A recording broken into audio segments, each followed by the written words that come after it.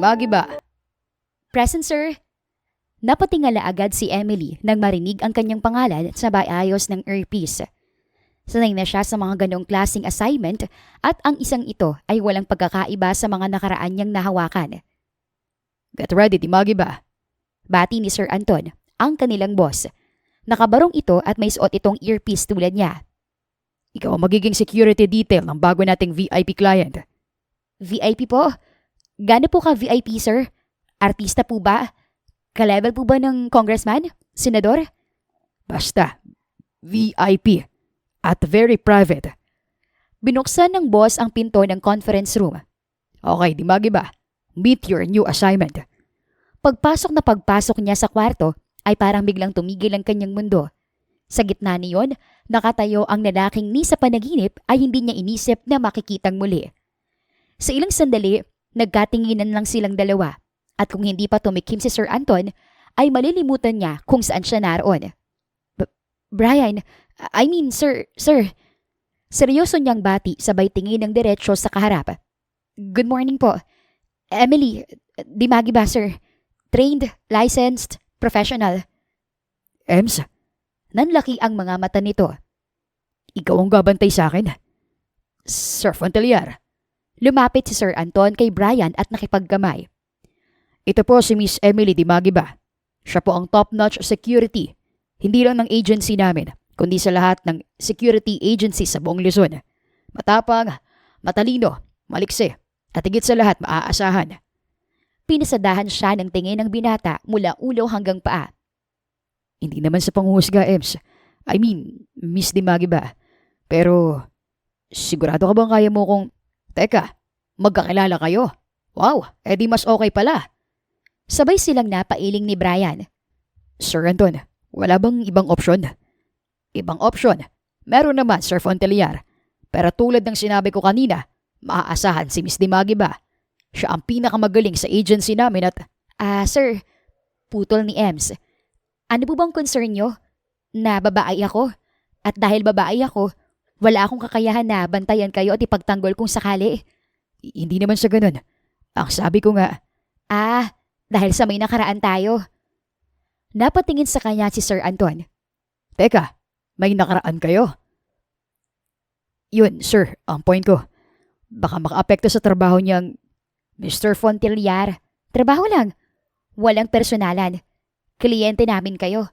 Assignment kita. Ganun lang. Okay. Hindi ko na paahabain ang introduction ninyo since magkakilala naman na pala kayo. At ayoko na makaistorbo sa Sir? Walang sir, Miss Dimagi ba? Ikaw ang lead security. Alam mo na ang dapat mong gawin. I know you are professional enough to handle your new assignment. And, Mr. Fontelier, kahit anong mangyari, kailangan mong makinig sa bago mong security. Kahit sabihin niyang wag akong uminom ng kape. Tanong ni Brian kay Sir Anton na hindi tinatanggal ang tingin sa kanya. Yes, sir. Lalo na yon. Seryoso nitong sagot. Anyway, Miss Dimagi ba? Iiwan ko na sa iyo si sir para sa briefing. Pero mabilis na itong lumabas at naiwan silang dalawa roon ni Brian. Naupo siya sa sofa, sumunod naman ang lalaki sa harap niya. So, seryoso siyang nakatingin sa hawak niyang bukas na folder. Now, simulan na natin. According to your file, na-fire ang dati mong security dahil hindi sumusunod sa protocol. Madali ring ma-pressure. Hindi consistent sa standard ng agency at maraming error sa surveillance logs. Kailan ka pa naging ganyan? Biglang tanong ni Brian na ikinagulat ni Ems. Tumaas ang isa niyang kilay. Ganyan? Security. 4 years ago. Diretso niyang sagot nang hindi tumitingin dito. I'm sorry pero ang hirap lang kasing, alam mo na, girlfriend kita noon at dati, simpleng empleyado ka lang sa opisina. Tahimik, mahinhin. Pero ngayon, wow, ang galing mo na magsalita. Parang expert ka na talaga sa ganyang trabaho. Sir, ibang Emily na ang kaharap niyo ngayon. Kailangan niyong maintindihan na agency ang nag-assign sa akin sa inyo. Hindi ko po ito pinili.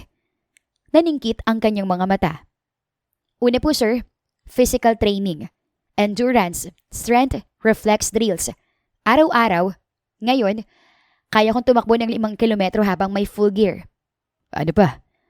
Pangalawa, threat assessment. Hindi mo basta-basta makakita ang banta kung hindi kinakatalog, inorganize, pinapredict.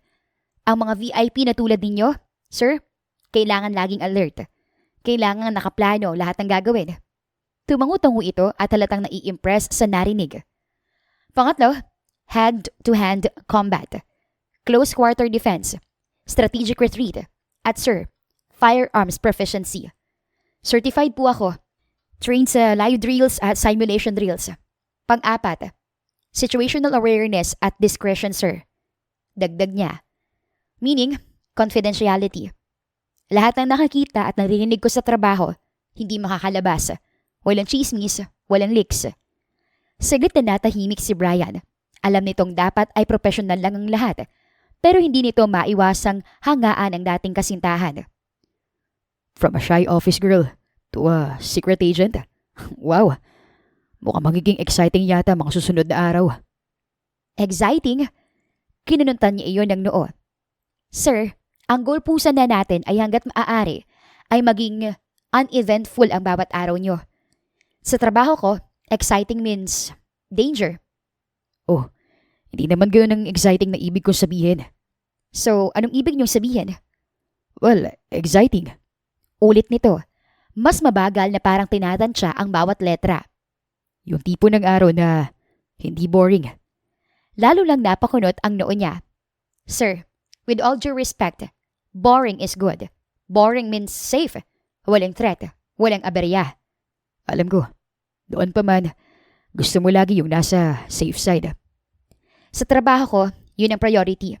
Ang safety ng kliyente. Pero aminin mo na minsan, masarap din yung may konting disruption sa buhay, hindi ba? Napatingin siya rito. Saglit lang pero sapat na para manumbalik ang alaala ng mga gabing tahimik lang sila. Walang plano, walang agenda. Mga gabing walang ibang mahalaga kundi magkasama silang dalawa. Sir, hindi yan kasama sa job description ko. Sayang. Kala ko pa naman kasama sa package. Sir, please. Relax, Ems. Nagbibiro lang ako. Di magi ba, sir? Hanggat ako ang security ninyo, sana po ay maging professional tayo. Fine. I'll try my best pero hindi ko kaya mangako. Lalo na't ganyan ang itsura mo araw-araw. Bakit? Anong problema sa itsura ko, sir? Ngumiti ito sa paraang nakakapanglambot ng tuhod ni Ems. Noon, hindi ngayon. Well, yung suot mong all black, jeans, fitted shirt, boots, naka-braid. Alam mo bang para kang real life Lara Croft? At aware ka ba na si Lara Croft ang isa sa mga pinapantasya ng mga lalaki? Pati ikaw? Lalo ako. Naramdaman ni Ems ang pag-init ng pisngi at alam niyang namumula ang buo niyang muka, kaya yumuko siya para itago iyon. Kaya hindi ko alam kung anong i-expect working with you. To be honest. Well, sir, kung talagang gusto niyo, pakikiusapan ko si Sir Anton na sa ibang security na lang kayo i-assign para... No, hindi na kailangan. Bahala na. Ako na lang ang mag-a-adjust. Mag-a-adjust, sir? Dito sa sitwasyon natin. Sabi mo nga, kailangan nating maging professional. Kailangan kong pilitin na huwag isipin na datik tayong intimate. Sir, nanlaki ang mga mata ni Ems. Sorry. Oo nga pala. Professional. Boundaries. No history. Exactly, sir. So, security detail na kita ngayon. Hindi ex. Opo, sir. So, hindi ako pwedeng umasa na may sweet talk. Ay, ang kapal naman ng mukha niyo sa part na yun, sir. Ay, ang ibig ko sabihin, hindi yun kasama sa scope ng trabaho ko. Oh, sayang. Biro nito na hindi napigilang mapangiti. Pero Ems, Miss Dimagi ba? Kung sakaling bigla akong maalalang dati at madulas ako at mabanggit ang nakaraan, patatahimikin ko kayo, sir. Natawa ng malakas si Brian. Yan ang pinaka-romantic na threat na narinig ko. Kahit hindi gusto, kailangan masanay ni Ems sa ideya na siya ang personal detail ni Brian Fontellar, multi-billionaire. Ex. Teka lang, tama bang basa ko sa document? Tanong ni Brian pagbukas ng elevator sa penthouse. Dito ka talaga matutulog? Yes, sir. Protocol. 24/7. Dito? Sa loob ng penthouse? Yes, sir. Sumunod siya sa binata sa loob. Dala ang isang maleta. Hindi ba to awkward para sa'yo? Trabaho ko to, sir. Hindi mo sinagot ang tanong ko. Hindi ba to awkward? I mean, magkakasama tayo araw-araw. Gabi-gabi. Hindi ba, Sa inyo ba awkward? yung totoo? Oo. Lalo na't ganyan ka na. Hindi ka man lang makatingin sa akin kapag kinakausap mo ko. Marahang nagtaas ng tingin si Ems. Mas magiging okay ba kung titingin ako sa'yo sa tuwing kinakausap kita? Walang kaemo-emosyong tanong niya. Kung ganun, noted, sir. Napailing si Brian. Ang sinasabi ko lang, pwede naman tayong maging normal. Hindi yung masyado kang seryoso na para bang wala tayong past. Sir, kailangan pong ihiwalay ang trabaho sa personal na buhay. At yun ang kailangan nating gawin hanggat ako ang security niyo, sir. Grabe. Ang galing mo ah. Pati ako, mapapaniwala mo na hindi naging tayo noon. Nagbaba siya ng tingin. Anyway, hasala ako matutulog. May CCTV naman sa hallway, sa entrance, exit, pati sa balcony. I can monitor everything through my tablet. Diyan ka matutulog? Kunot noong tanong ni Brian. Yes, sir. Diyan sa couch? Yes, sir. Emily. Hindi ka kasya sa couch. Kasya, sir. Mabilis niyang tugon. If ever, pwede naman ako sa sahig No. Hindi ka pwedeng matulog sa sahig. Sir, security detail niyo ako. Hindi bisita. At saka, exactly. Security detail ka. Dapat maayos ang tulog mo. Kaya ko namang matulog kahit saan. Sanay ako kahit saan. Kahit nga sa sahig lang eh. Hindi dito. Mariing sabi ni Brian. Not in my place. Kumunot ang noo ni Ems at napailing. Sir, pinapaalala ko lang ha. Security mo ko at hindi bisita. Alam ko. Pero tao ka. Babae ka. At ex-girlfriend kita. Kaya hindi ako papayag na diyan ka matutulog. Samantalang ako, komportable sa kama. Sir. Ems, please. Tuo ka na sa kwarto. Hindi naman tayo magkatabi. Malaki ang couch doon. Doon ka matutulog. Sorry, pero hindi talaga pwede. Bawal sa trabaho namin na makitulog sa kwarto ng kliyente. Ngayon, kung magiging dahilan pa po ito ng pag-aaway natin, mabuti po siguro na tawagan niyo si Sir Anton para sa kanya na mismo manggaling ang dapat at hindi dapat. Fine. Diyan ka sa sala. Pero bukas na bukas, I'll get you a full-out sofa para mas komportable ka sa pagtulog. Marahang tumango si Emily. Hindi naman na kailangan pero salamat. Pagkaraan ng ilang oras, sa wakas ay tahimik na ang buong kondo at patay na rin ang karamihan ng ilaw. Tanging liwanag na lamang mula sa labas ang sumisilip sa salamin. Mga ilaw na tila hindi natutulog, tulad nila. Nakaset ng alarm sensors. Sabi ni Emily na nakaupo na sa gilid ng improvised mattress. May earpiece pa rin siya at nasa kandungan ng tablet. CCTV looping every 30 seconds. Wala na tayong blind spot. Okay. Marahang sagot ni Brian mula sa kwarto nito. Hindi ka pa ba matutulog? Hindi pa. Ilang sandaling natahimik si Brian na nakatingin lang sa kanya, na para bang noon lang nagsisink in dito ang pangyayari. Sumandal ang binata sa pintuan. Alam mo, kung may makakita sa'yo ngayon, baka isipin nila na inaapi kita. Sir, security mo ko. Technically, nagtatrabaho ako sa inyo. Hindi man api ang tamang term pero normal lang naman ang ganitong setup. Hindi rin nakatiis si Brian at tuluyan na itong lumabas ng kwarto at naupo sa armchair sa tapat niya. Nakapajama na ito ngayon at medyo basa pa ang buhok mula sa shower. Naalala mo ba? Bigla nitong sabi. Nung unang beses kang natulog sa apartment ko. Napahinto si Emily sa pag-aayos ng higaan. Sir, kailangan mo talagang pag-usapan natin ng tungkol dyan? Oo. Dahil nasa sahig ka rin nun. Ayaw mong tumabi sa akin sa kama. Dahil hindi pa naman tayo nun. Natawa si Brian. Dahil matigas ang ulo mo. Sa wakas, tiningnan niya ito. Sir, kung ang goal niyo ay gawing nostalgic ang sitwasyon, sorry pero wala kayong mapapala. Alam mo, cute ka pa rin kapag nagagalit ka. Tiningnan niya ito ng matalim. Matulog na tayo pwede. Maaga pang pasok niyo bukas. Hindi pa ako inaantok. Aba, problema mo na yan. Ano, gusto mo ba ipagheli pa kita? Pwede ba? Tulad ng ginagawa mo sa akin nun. Yung hinimos mong likod ko, tsaka... Sir, Okay, sorry. tumayo na ito. Kukuha lang ako ng tubig, tapos matutulog na ako. Ikaw, gusto mo ng tubig? Hindi na. Kape? Gabi na, sir. Gatas? Sir, mula sa kusina ay bumalik ito na may dalang isang bote ng mineral water. At tubili iyong inabot ni Emily. So, kamusta ka na? Kumunot ang noo niya. Magreklamo pa sana siya pero wala na siyang lakas na gawin yun. Okay lang. Hindi bilang security, bilang ikaw. Kahit hindi nauuhaw ay binuksan niya ang bote ng tubig at uminom mula roon. Sir, kung sisimulan natin yan, mas lalo magiging komplikado ang setup natin. Okay, fine. Pero, pwede ba akong magtanong? Last na. Sige, last na. Emily, masaya ka ba ngayon? Saglit niya itong nilingon pero agad rin niyang nagbaba ng tingin. Wala namang dahilan para hindi maging masaya. May stable akong trabaho na gusto ko talaga. Hindi mo naman sinagot ang tanong ko. Sir, hindi advisable na i-distract ang mga sarili natin, lalo na ngayong gabi. Sorry, hindi ko lang kasi maiwasang isipin na... Sir, Naalala mo ba? Yung graduation natin? bigla ang naging bilis ng tibok ng puso ni Emily.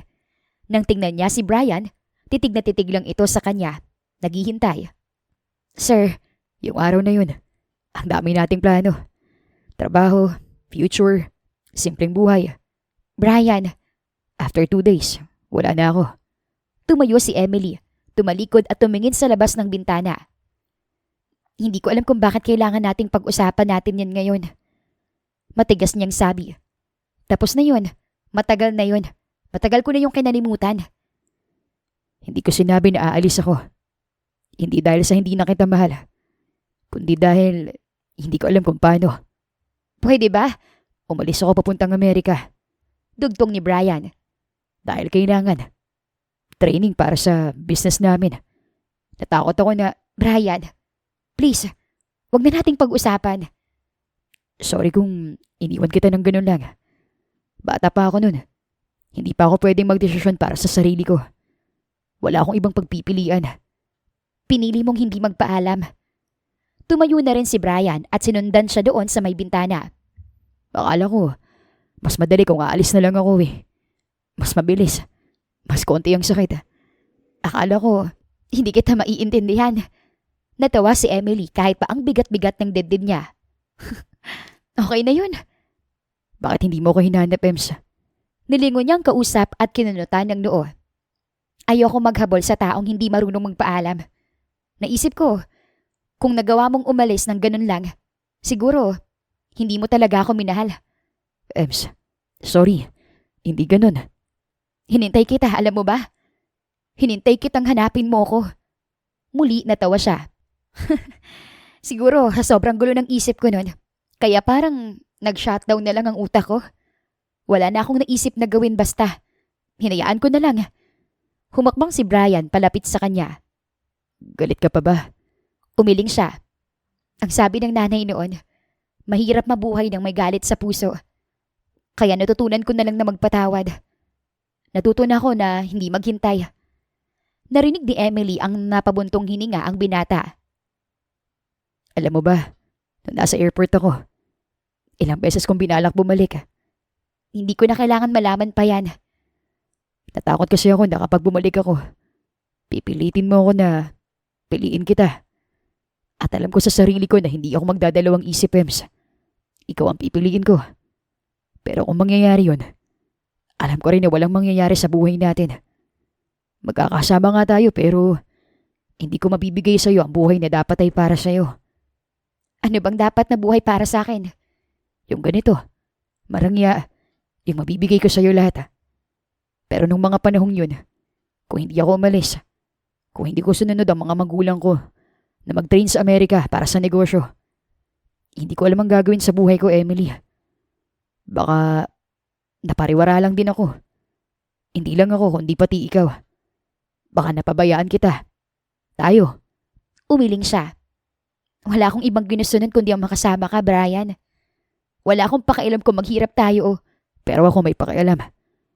Hindi ko kakayaning makita ka na naghihirap dahil sa akin. Tumalikod na siya para itago ang namumuong luha. Naging selfish ka. Yun lang yun. Sinarili mo lahat. Pati ang problemang hindi pa naman nangyayari. Ems, sorry. Alam ko na yun ngayon. Saglit silang nagkatinginan, pero sapat na para maramdaman ang kanina pa nilang pinipigilan. So, same rules pa rin? Tanong ni Brian na pilit na nagpapakanormal at formal. Yes, sir. Walang late night talks, walang reminiscing. Walang what ifs? Walang what ifs. Right. Marahan itong tumango at naglakad na pabalik sa kwarto nito. Salamat nga pala. Saan? For being here. Trabaho ko to, sir. Hindi ko pinili. Hindi ko ginusto. Alam kong totoo pero parang ang sakit naman nun. Ngumiti na lamang ito kahit paramdam nito ang sakit. Good night, Ems. Emily, sir. Pwede bang kahit yun na lang? Ibigay mo na sa akin. Ang alin? Ang tawagin kang Ems. Bumuntong hininga siya at tumango. Okay. Thanks. Nakangiti nitong sabi bago tuluyang pumasok sa loob ng kwarto at dahang-dahang isinara ang pintong iyon. Pagkapasok nila sa likod na bahagi ng sasakyan ay maagap agad si Ems na siniguro ang loob niyon bago sabihin ng driver na paandarin ang makina. Seatbelt, sir. Utos niya sabay lingon sa katabi. Yes, ma'am. Tiningnan niya ito ng masama at muling itinoon ang mga mata sa labas ng bintana. Sorry, officer. Napailing na lang siya. Sorry. Joke lang. Sir, may tamang pagkakataon sa pagbibiro. Grabe naman. Bulong nito. Samantalang dati kahit corny yung joke, tumatawa ka ng malakas. Nasa gitna tayo ng trabaho, sir. Nang huminto ang sasakyan sa stoplight, ay eksaktong umilaw ang earpiece ni Brian. Bahagyang napakunot ang noon nito. May narinig akong static. Let me check. Agad na sabi ni Emily sabay lapit dito. Nakita niyang napapikit ang binata at napahigpit ng hininga. Huwag kang malikot, sir. Bulong pa niya habang nakatuon ang mata sa earpiece na inaayos. Ganito rin tayo noon, di ba? Biglang sabi ni Brian. Ganito tayo lagi ka-close. Pero hindi ganito ka-awkward. Napahinto si M sa ginagawa. Sir. Same perfume. Bulong nito. Yun pa rin paborito kong pabango. Ang gamit mo. Mabilis niyang binitawan ng earpiece na parabang napaso doon. Umatras siya agad at iniwas ang tingin sa binata. Oh, okay na ba? Okay na. Salamat. Alam mo, parang expert ka sa ganito, no? Sa ganitong trabaho, sir? Hindi. Sa pag-iwas. Professional lang, sir. Umiling si Brian at ngumiti. Tingnan natin. Tingnan natin? Anong ibig mo sabihin? Wala. Muli tahimik na sa loob ng sasakyan. Tahimik din si Mang Ben, ang driver na madalas ay makwento tuwing nasa biyahe. Pero ng mga oras na iyon, seryoso ito na parabang nagte-take ng exam. Paglabas ng sasakyan mula sa tunnel, ay sumalubong sa kanila ang maliwanag ng ilaw ng kamay nilaan. Okay ka lang ba? Tanong ni Brian nang matagal siyang manahimik. Yes, sir. Nakatulog ka ba ng maayos kagabi? Yes, sir. Mahina niyang sagot sabay tingin dito. Napabuntong hininga ito. Hindi ka ganyang sumagot dati.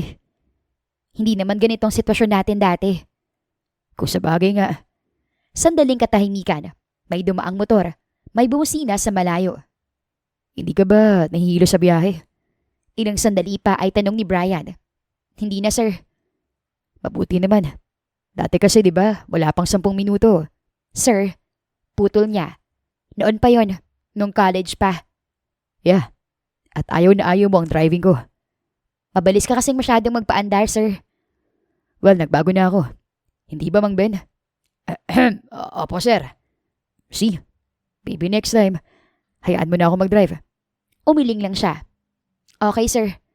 Bigla niyang sabi habang nakatingin sa tablet. Itong schedule niyo po ngayon. 8:30 briefing with legal team. 10 a.m. client visit sa poblasyon. 12 noon lunch sa office.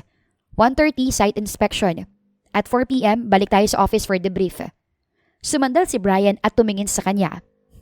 Wow, parang ikaw ng boss ko ngayon, Ems. Napatigilan siya. Ramdam ang pag-iinit ng pisngi. Sir, trabaho ko pong siguraduhin na safe kayo sa lahat ng oras at pagkakataon. Alam mo ba kung gaano kaka-intimidating kapag seryoso? Nakakatakot. Hindi napigilan ni Emily na mapangiti. Ikaw, matatakot sa akin? Doon pa man. Takot na talaga ako sa UMs. Pero iba ngayon. I like it. Umiling na lang siya at tumahimik. Ayaw na niyang pansinin ang mga sinasabi nitong walang kinalaman sa trabaho, pero hindi niya maiwasang mapansin ang bawat galaw nito. Ang bawat paglingon sa kanya at kung paano paminsan-minsang nagtatama ang kanilang mga braso. So, kailangan ba talagang sa opisina tayo mag-lunch? How about sa steakhouse? Malapit lang naman yun sa building at... Sorry sir, pero hindi po pwede. Kung gusto niyo pong may baguhin sa agenda tulad ng pagkain sa labas, pwede niyong tawagan si Sir Anton. Noted. Simple nitong sabi sabay kuha sa cellphone. Pero bago pa ito makatawag ay bigla iyong nag-vibrate. Pareho silang napatingin doon. Si Dad. Tiningnan siya ni Brian na para bang humihingi ng pahintulot na sagutin iyon. At nang marahan siyang tumango ay agad din ito iyong sinagot. Dad. Hello. Ha?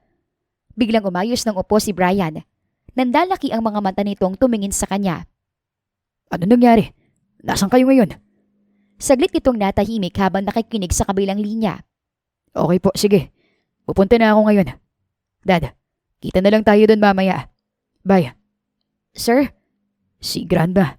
Inatake sa puso. Siya naman ang nanlaki ang mga mata. Kailangan nating puntahan? Sige, ako nang bahala sa schedule, sir. Tatawagan ko na lang ang sekretary nyo. Mang Ben, diretso na po tayo sa ospital. Sir, sang ospital nga pala? Saka sa Margarita. Saan yun, sir? Sa isla. May doktor na raw pero... Teka, tama bang dinig ko? Isla? Oo, kailangan nating pumunta ngayon na. Mang Ben, change route. Sa airport tayo. Yes, sir. Sagot ng driver sabay liko ng manibela. Pagkalipas ng halos 30 minutos, nakita na lang ni Emily ang sarili na nakatayo sa gitna ng tarmac. Hawak ang tablet habang nakatitig sa makintab na private jet sa kanyang harapan. Oo, nakakita na siya ng jet noon, pero sa telebisyon lamang, sa magazines at sa internet. Pero sa personal? Relax. Nakasay ka naman sa aeroplano, di ba? Maraming beses na, sir. Pero hindi sa ganito. Hindi po ito mukhang charter, sir. Mahina niyang tugon sabay turo sa private jet na may gold accents pa ang mga makina. Kailangan kasi nating makarating agad kay Grandma. Mas mabilis to kaysa sa commercial. Less hassle. Sir, siguro naman aware ka na kailangan natin ng clearance para sa ganito. Don't worry, cleared na yan. Pero hindi ganun kabilis ang... Ems, trust me on this one. Kung gusto mo, tawagan mo pa si Sir Anton. Pero bago pa niya yun nagawa, ay natanggap na niya ang mensahe mula rito. Okay na, sir. Pagpasok nila sa jet, ay pinasadahan agad ni Emily ng tingin ang loob niyon. Plush seats, security features, emergency exits, satellite communication panels. Kahit saan siya tumingin ay puro karangyaan at kapangyarihan ang kanyang nakakita. Wow! Noon sa jeep lang kami sumasakay. Pero ngayon, sa private jet. Naupo sila ng magkaharap. Hindi pa man sila nakakaabot sa cruising altitude ay may lumapit sa kanilang isang magandang flight attendant. Good morning, sir. Miss Emily, would you like something to drink? Napalingon siya kay Brian at pagkatapos ay sa flight attendant na nakita niyang nakangiti sa kanya. Miss Emily. Hindi ma'am. Hindi security. Miss Emily. Tubig na lang. Salamat. Tugon niya. Coffee. Black please. Tumango ang babae. Tumalikod at tuluyang umalis. So, ready na ako. Saan, sir? Sa tanong mo. Tungkol saan? Ito. Sa lahat ng ito. Mula sa bintana ay muling lumigid ang kanyang paningin. Ibig mo sabihin, itong private jet na parang hotel. Wala naman akong dapat itanong, sir eh. Nandito ako dahil sa trabaho ko. Wala akong pakialam sa lifestyle mo. Although, dapat kasama to sa file mo. Ang alin? Yung ganito. Bahagyang napailing si Brian at saka ngumiti. Okay. Kahit hindi ka magtatanong, sa tingin ko, kailangan ko pa rin magpaliwanag. Alam kong sinabi ko sa iyo no na may kaya kami pero, well, totoo naman yun kaya lang. Okay lang. Hindi rin naman ako nagtatanong. Tumangu-tangu ito. Kaya hindi ko na rin sinabi. Eksaktong balik ng flight attendant, nakangiting inilapag ang baso ng tubig sa tabi ni Emily at tasa ng kape kay Brian. Galit ka ba na hindi ko sinabi sa'yo? Hindi. Sa totoo lang, wala naman akong pakialam. Wala akong pakialam noon. Wala akong pakialam ngayon. Ouch. Nagsasabi lang ako ng totoo, sir. Hindi mo kailangan magpaliwanag. Pero gusto ko. Huminga siya ng malalim at tumahimik na lang dahil alam niyang wala rin naman siyang magagawa. Ems, kung ano man ang meron ako, gusto ko sanang sabihin na pinaghirapan ko pero it's old money. Kung may sobrang yaman man, parents ko yun at grandparents. Pero ako, wala sa kalingkingan nila kaya kung iisipin, hindi rin naman ako nagsinungaling, di ba? Nagkibit balikat siya. Pero dati, akala mo ba talaga na ganun lang ako? Ganun lang? Naalala mo ba yung apartment ko noon? Hindi niya ito tiningnan pero napangiti siya dahil sa alaala. Yung may sirang gripo at laging amoy kape kahit walang kape. Yun nga, Ganun ang pagkakakilala ko sa'yo. totoo naman lahat yun. Pero may ganito pala. Mahina niyang sabi sabay turo sa kabuuan ng Jed. Sorry talaga, Ems. Kung hindi ko sinabi sa'yo, natakot kasi ako eh. Saan? Na kapag nalaman mo, mag-iibang tingin mo sa akin. Paano? Brian, I mean sir, matagal na tayong magkakilala. Dapat, Kaya nga, alam kong ayaw mo ng komplikasyon. Ayaw mo sa utang na loob. Ayaw mo ng pakaramdam na may agwat. ang mahalaga lang naman sa akin nun kung anong meron tayo. Kahit mga simpleng bagay lang. Tulad ng instant noodles at isaw sa kanto. At jeep pa uwi Uy, minsan naman sinusundo kita ng motor. na madalas sira. Natawa si Brian at napatingin sa kanya. Pero hindi mo ako iniwan. Kahit na lagi mong inuubos ang fries ko. Kahit madalas ka pang dinadalo kita sa apartment mo. Siopaw lang ang pasalubong ko sa'yo. Favorite ko naman yun eh. Hindi niya napigiling sabi. Naalala mo nung sinundo mo ako sa site sa Caloocan? Yung umuulan, walang kuryente tapos instant noodles ang dinner natin sa karinderya. Naubos ang pera ko sa pamasahe nun. Tatango-tango nitong sagot. Pero at least, nandun ka. How about nung tinawagan ako ng boss ko? Akala ko talaga nun matatanggal na ako.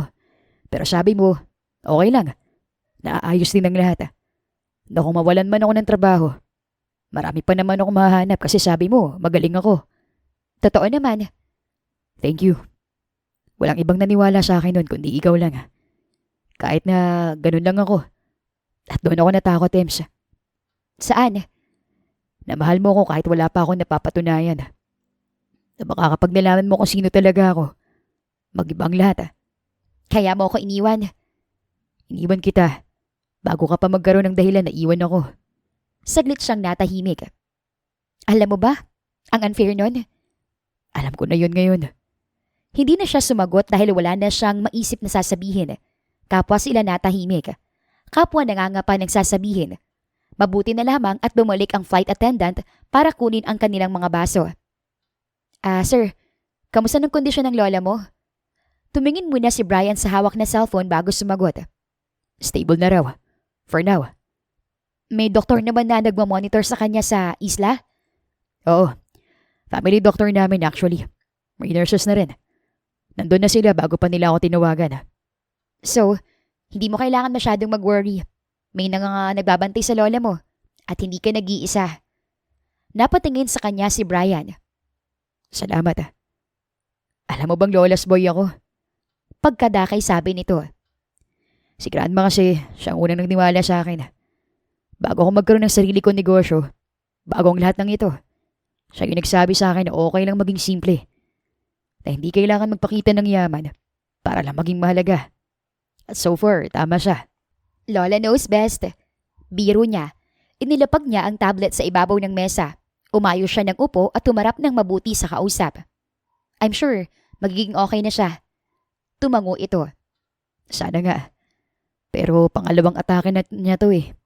At hindi ko maiwasang mag-alala. Siya yung tipo ng tao na akala mo kayang lahat. Hanggang biglang hindi na. Ganyan naman yata talaga ang mga lolo't lola. Hanggat maaari, ayaw nilang magpapakita ng kahinaan. Tumango ulit ito at sumandal sa upuan. Napatingin ito sa kisame ng Jet. Siya nagpalaki sa akin since laging busy si na mom dad. Laging si Lola ang kasama ko. Hatid sundo sa school, paggawa ng homework, kahit sa mga kalokohan ko. Kapag galit siya, hindi siya sumisigaw. Titigan ka lang. Tapos bigla kang mahihiya at matatakot kahit wala ka namang kasalanan. Hindi napigilan ni Emily na mapangiti. Parang mas nakakatakot nga yung ganun. Di ba? Pero matapang talaga yun eh. At nakakatakot talaga. Parang ikaw. Ako? Nakakatakot? Oo.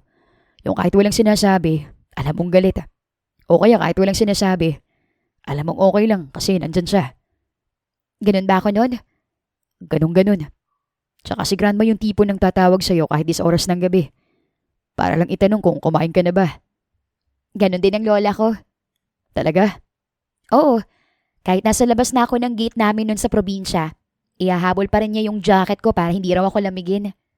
Natawa si Brian. Ganyan-ganyan si grandma. At kapag galit siya sa akin, hindi niya ako pinapansin buong araw. Pero kapag hapunan na, lagi pa rin akong pinaghahanda ng pagkain. Walang salita pero alam mong pinatawad ka na. Marahang tumango si Emily. Kaya siguro nung una kitang nakilala, magaan agad ang loob ko sa'yo. Ha?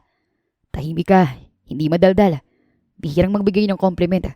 Pero kapag kailangan kita, lagi ka nandyan. Parang si grandma. Teka, compliment ba yan? Oo naman. Highest compliment yun sa pamilya namin. Kahit itanong mo pa si dad. Nagkatinginan sila at napangiti sa isa't isa. Itong mga nakaraang linggo, lagi niya akong tinatawagan para lang itanong kung masaya pa ba ako. Anong sagot mo? Sabi ko, depende sa araw. Kapag may meeting sa mga makukulit na kliyente, paano ako magiging masaya? Pero sabi niya, as long as may kliyente, buhay ang negosyo kaya dapat masaya pa rin ako. May point naman siya. Lagi naman siyang may point. Natatawa nitong sabi. Alam mo ba kung anong sinabi niya tungkol sa'yo? Napalingon siya rito. Sa akin? Kilala niya ako? Alam niyang tungkol sa atin. Nagkwento ko sa kanya ng tungkol sa'yo. At alam mo ang sinabi niya tungkol sa'yo? Ano? Na wag na kitang pakakawalan. Saglit siyang hindi nakaimik. Hindi mo naman siya sinunod. Kaya nga, pinagsinisihan ko naman. Napatingin siya rito pero agad din siyang nagbaba ng tingin. Kung bakit ba naman kasi ganoon itong makatitig. Na para bang mayroon pa itong nararamdaman para sa kanya. Matutuwa yun kapag nalamang kasama kita ngayon. Matagal ka na niyang gusto makilala eh. Unang sumalubong sa kanila pagbukas ng pinto ng jet ay ang malamig na simoy ng hangin. Ibang-iba yon sa hangin ng syudad na nakasanayan ni Emily. Humakbang siya palabas ng jet at iniligid ang paningin sa lugar. Dalawang lalaki ang agad lumapit sa kanila. Formal, kapwa nakaputi. Welcome home, Sir Brian. Home. Hindi iyon nakaligtas sa pandinig ni Emily. Nasaan si grandma? Walang paligoy-ligoy na tanong ni Brian sa mga ito. Nasa Maynila po, sir. Naroon din ang mga doktor, nakabantay at nakaantabay. Stable na po ang kondisyon ng lola ninyo. Tumangu-tangu ito pero tuloy-tuloy pa rin ang mabilis na paglalakad. Okay, salamat. Let's go. Sir, sandali lang. Kailangan muna nating i-check ang route. Saglit na huminto si Brian. Ems. 2 minutes lang po, please. Tiningnan siya ni Brian at pagkaraan ng ilang segundo ay tumangu rin. 2 minutes. Mabilis ang naging kilos ni Emily. Kinausap niya ang staff, tinanong ang perimeter, ang exits ng villa, ang security cameras. Walang tanong kung bakit siya naroon o kung sino siya dahil tinawagan na ng agency nila ang mga ito. Secured po lahat, ma'am. Walang unauthorized personnel. Good. Walang makakapasok sa perimeter nang hindi dumadaan sa inyo, understood? Yes, ma'am. Salamat, Ems. Bulong ni Brian pagkabalik niya. Welcome, sir. Trabaho ko na siguraduhing ligtas ka. Nang makasakay sila sa electric car, ay hindi niya maiwasang pagmasdan ang paligid. Para siyang napunta sa isang paraiso. Hilerang ng pagtataasang puno ng niyog. Malawak na dagat sa kaliwa. Taniman ng mga bulaklak at halaman sa kanan. Walang ingay ng kotse, walang busina. Tanging gulong lang sa buhangin at hampas ng sariwang hangin. Pero sa kabila ng lahat ng iyon, ay hindi mapakali si Brian sa kanyang tabi. Sir, gusto niyong maupo sa harap? Hindi. Gusto ko lang makarating agad kay grandma. Tumango siya at tumingin sa tablet. Malapit na tayo, sir. Less than 5 minutes. At pagkaraan nga ng mahigit 3 minuto, ay nakarating na sila sa main villa ng isla. Malawak ang lugar, bukas ang mga pinto at bintana na gawa sa salamin. May ilan siyang nakitang tao na agad tumigil sa mga ginagawa nang makita si Brian. Sir, Masayang bati ng isang lalaking staff ng isla. Nasaan si Doc? Nasa loob po, sir. Wala na itong ibang sinabi. Pumasok na agad si Brian sa loob ng villa at bago pa makapasok sa kwarto ay huminto si Emily sa labas ng pinto para magbantay. Nang lumabas ang doktor makalipas ng ilang minuto ay agad itong hinarap ni Brian. Sir, pwede na kayo pumasok sa loob. Gising na po ang lola ninyo. Tingin muna si Brian sa kanya na parang humihingi ng pahintulot kahit hindi naman kailangan. Sige sir, dito lang ako sa labas. Salamat. Nakahiga si Doña Marcela sa malambot na kama ng datnan ni Brian. Maputla ito, payat pero dilat ang mga mata at may ngiti sa mga labi. Nagliwanag ang mukha nito nang makilala siya. Iho, ikaw na nga ba yan? Nariyan na ba ang nawawala kong apo? Opo, Grandma. Ang paborito niyo pong apo. Nakangiti niyang sagot kahit pa nga puno ng pangamba ang puso. Maingat siyang lumapit sa matanda. Grandma. Ay, hindi ka ba marunong tumawag muna bago ka magpa-hero entrance? Sorry po. Nagmadali na kasi ako para makarating agad. Oo nga eh. Kitang-kita sa mukha mo. Akala mo ba mawawala na ako, ha? Umupo siya sa gilid ng kama at hinawakan ang kamay nito. Huwag ka naman magsalita ng ganyan, Grandma. Eh ano? Totoo naman. Matanda na ako. At mahina na. Patigas kasing ulo niyo eh. Hindi pa rin kayo marunong magpahinga. Mana lang sa'yo. Ito naman ang ngumiti. Ay, mabutit nakarating ka kaagad. Ginamit ko po yung jet para mabilis. Mabuti naman at may pakinabang din naman pala yung jet na yan. Sinubukang maupo ni Doña Marcela na agad inalalayan ni Brian. Kamusta ka naman, apo? Hindi ba dapat ako nagtatanong sa inyo niyan, Grandma? Eh, alam mo naman ang kondisyon ng lola mo, hindi ba? Ang gusto kong malaman, ikaw. Ano nangyayari sa'yo?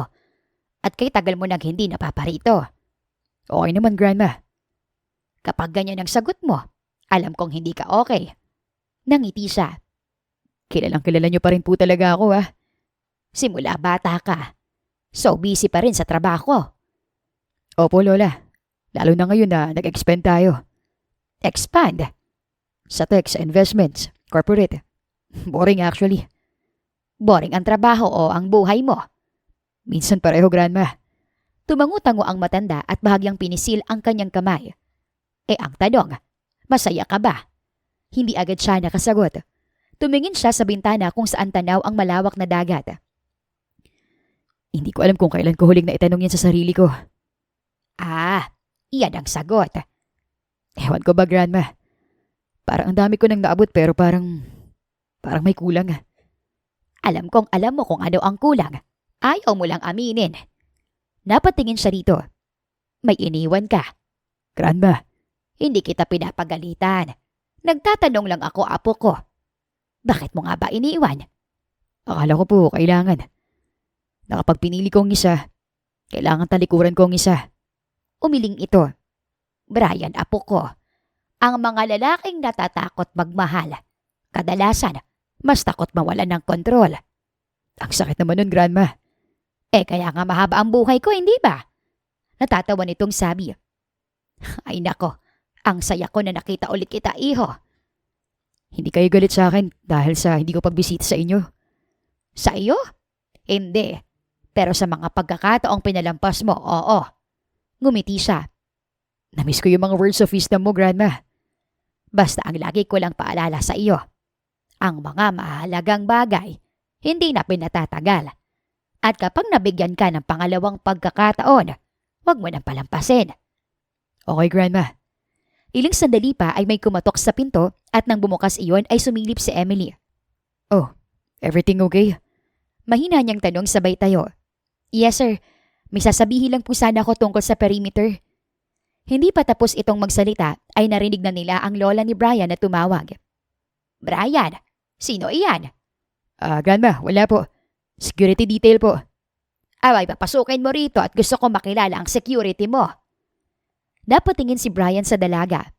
Sorry, gusto ko raw makilala ni Grandma. Wala na ring nagawa si Emily. Inayos nito ang damit at marahang pumasok sa kwarto. Nakaupo pa rin si Doña Marcela sa kama. May kumot hanggang baywang. Alerto ang mga mata. Tiningnan ito si Emily mula ulo hanggang paa. Magandang umaga po, ma'am. Magandang umaga naman, iha. Anong pangalan mo? Emily po, ma'am. Emily Dimagi ba? Biglang nagliwanag ang mukha ng matanda. Teka, Emily? Ikaw yung Emily na si Ems. Nanlaki ang mata ni Brian. Grandma, Ikaw yung Ems na iniyakan dati nitong si Brian. Po. Nako, iha. Kilalang kilala kita. Ilang taon na kitang naririnig sa mga kwento nitong apo ko. Tiningnan ng matanda si Emily at pagkatapos ay si Brian. Oh, bakit parang ang awkward ninyo? May problema ba? Grandma, matagal na po kasi yun, tsaka... May alitan ba kayo? Nakangiting tanong nito. Wala po, ma'am. Ano lang kasi. Pero hinawakan ni Doña Marcela ang kamay ni Emily. Huwag ka nang magpaliwanag, iha. Ang mahalaga, narito ka ngayon at nakilala kita ng personal. Brian, apo, asikasuhin mong mabuti itong si Emily. Ilibot mo siya sa buong isla. Ipakilala mo sa mga kasamahan natin dito. Nagkatinginan sina Brian at Emily. Pero Grandma, kailangan na rin naming umalis agad. Marami pa po akong trabahong naiwan sa Maynila at... Anong aalis? Walang aalis. Hindi ba darating ang mga dad mo mamaya for dinner? Kaya dapat narito kayo para makilala na rin nila ang magiging manugang nila. Grandma, umiling-iling si Doña Marcela. Walang aalis. Emily, dito ka matutulog mamayang gabi, ha? Ma'am, ang totoo po kasi, security detail lang po ako ni... Ay nako, mahina pa ako. Gusto ko. Dito ko muna kayong dalawa. Sige na, pagod na ako, Brian. Emily, stay. Please. End of discussion. Ma'am, kasi po... Emily, hindi ito paanyaya. Inuutusan kita na dumito muna. Napakagat ng labi si Emily. Sanay itong humarap sa anumang pressure, sa kahit na anong banda. Pero pagdating sa matandang kagagaling lang sa atake sa puso, hindi niya ito kayang hindian. Sige po. Good. O Brian, alagaan mong mabuti iyong nobya mo, ha? Nang hindi ka naiiyak-iyak. Grandma. Pero biglang bumukas muli ang pinto at pumasok ang isang nurse. Ma'am, sir, pasensya na po pero kailangan na pong magpahinga ni Doña Marcela. Tumango si Brian at nagpaalam na sa lola. Nang nasa labas na sila ng kwarto, ay hindi napigilan ni Emily ang sariling magsalita. Sir, kailangan po ba talagang dito tayo mag-dinner? Umuo ka kay Grandma, di ba? Para kasing wala akong choice eh. Exactly. Mas nakakatakot si Grandma kaysa sa sniper, hindi ba? Hindi pa tuluyang nakakaalis sa sistema ni Emily ang pag-uusap nila ng lola ni Brian nang marinig nila ang malakas na ingay ng paparating na helicopter. Tumayo si Brian mula sa kinauupuan nila sa terrace at sinundan na lamang niya ito palabas. Narito na sila. Sabi nito sabay tingin sa kanya. Relax. Napatingin si Emily sa langit at napadasal. Hingang malalim, Ems. Professional ka. Pamilya lang to ng kliyente mo. Ngumiti ka pero wag masyado. Huwag mong ipahalata na kinikilig ka, girl. Lumapag ang helicopter sa private landing area. Parang eksena sa pelikula. May staff na nakaabang. May tray ng inumin. May tuwalya. Kulang na lang talaga ay red carpet. Unang bumaba ang isang eleganteng babae. At kasunod nito ay isang matangkad na lalaking may puti ng buhok. Brian, anak! Masuyong bati ni Mrs. Fontellar. It's good to finally see you again. Mom, Dad. Oh, kamusta ang grandma mo? Tanong ng ama matapos nitong tapikin sa balikat si Brian. Stable na. Nagpapahinga na siya. That's good. At napunta ang mata ng mga ito kay Emily. Oh, at sino siya, anak? Oh my! Siya ba si Emily, iho? Nakangiting tanong ni Mrs. Fontellar. Lumapit ito sa kanya at hinawakan ang kanyang kamay na para bang matagal na siya nitong kakilala. Nabanggit ni Mama na narito raw ang girlfriend ni Brian. Girlfriend? Emily. Masayang sabi ng tatay ni Brian na para bang proud na hindi niya alam kung bakit. Ikaw pala yung pinagmamalaki ni Mama. Napalingon siya kay Brian at nakita niya itong napapailing. Halatang humihingi ng paumanhin. Nice to finally meet you, Emily. Sabi ng ina sabay tingin sa kanya mula ulo hanggang paa. Tama si Mama. Mas maganda ka nga sa personal at mukhang disiplinado I like that. At sabi pa niya, tahimik ka at mahinahon. And you keep Brian grounded. Ma'am, thank you po pero hindi po kasi... Emily, call me tita. And tito sa dad ni Brian, okay? Relax. Hindi kami tulad ng mga nasa telenovela na wicked future in-laws. Natatawa pa nitong dagdag. Tumangu-tango naman ang ama ni Brian. At don't worry, hindi ka naman i-interrogate. Unless gusto mo. I mean, we have a few questions lang naman. Dad, shh. Pigil nito sabay ngiti kay Emily. So, gaano na kayo katagal ni Brian? Ay, Diyos ko. Muli, tumingin siya kay Brian para humingi ng tulog. Mom, on and off. Brian, hindi yan ang tanong ko. Ngumiti ang ina nito. Okay lang, honey. It doesn't matter naman, di ba? Ang mahalaga, sila pa rin hanggang ngayon. Saglit silang huminto sa hallway. Humarap ang ina ni Brian sa kanya at tiningnan siyang mabuti. Thank you for being here, Iha. Para kay Brian at para kay Mama. May kung anong kumurot sa dibdib ni Emily. Welcome po. Ginagawa ko lang pong responsibilidad ko bilang girlfriend? Nakangiting tanong ng ina ni Brian. Si honey, tama si Mama. Napakaswerte ni Brian kay Emily, no? Nagtagpo ang tingin nila ni Brian at ng mga sandaling iyon, alam nilang mahihirapan na silang takasan iyon. Mahabang carpet, soft lights, amoy hotel ang paligid ng hallway papunta sa dining area. Mabilis ang lakad ni Emily. Hawak pa rin ang tablet na para bang iyon na lamang ang nagbibigay ng lakas sa kanya. Sir? Yes, ma'am. Huminto si Emily at humarap sa binata. Question number 1. Mahina niyang sabi, sabay turo sa dibdib ni Brian. Bakit ang alam ng buong pamilya mo ay girlfriend mo pa rin ako? Napapikit si Brian. Okay, wow. Walang paligoy-ligoy Number 2. Bakit parang ako pang may kasalanan kung itatama ko sila? Number 3. Dagdag niya. Bakit may family dinner na kasama ko? Samantalang hindi naman ako parte ng pamilya. Napangiti lang si Brian sa sunod-sunod niyang tanong. Okay. In my defense, wala kang defense. Security detail mo ako, sir. Ba nakakalimutan mo?